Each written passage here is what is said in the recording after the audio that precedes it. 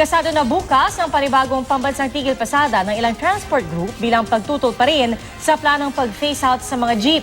Para makatulong sa mga maapektuang commuter, may libreng sakay ang MMDA at suspendido rin ang number coding para sa mga pampublikong sasakyan. Nakatutok si Jamie Santos.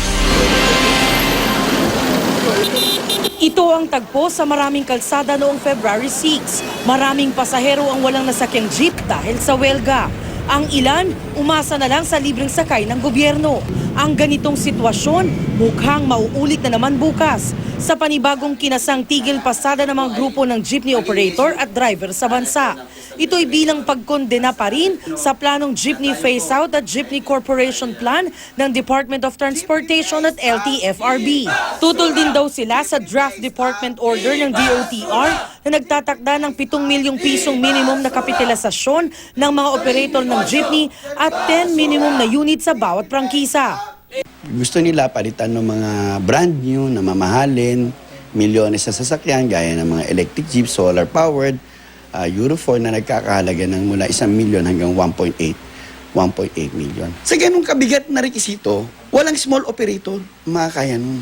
Alas 6 ng umaga, magtitipon-tipon ng mga driver at operator kasamang kanilang mga taga-suporta sa Monumento Circle. Pagsapit ng alas 11 ng umaga, sa Quezon City Circle at sa Welcome Rotonda naman sila pupunta. Mula rito, magsasagawa sila ng caravan at marcha papuntang Mendiola upang kalampagin si Pangulong Duterte na ibasura ang jeepney phase-out. Plano nilang paralasahin ang pampublikong transportasyon sa maraming bahagi ng bansa. Nagpulong na kaninang piston, No to Jeepney Phase-Out Coalition at Stop and Go Coalition.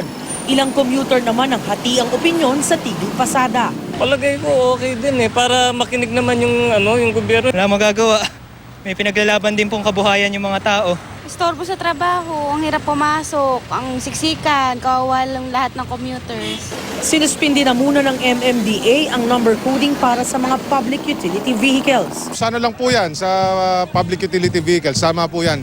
Para lang sigurado mabigay natin yung serbisyo sa ating mamamayan kahit may nagbabantang strike. Suspended na rin ang number coding sa Makati. Magde-deploy naman ang MMDA ng mga sasakyan para sa libreng sakay sa mga pasahero. Jamie Santos, Nakatutok, 24 Oras.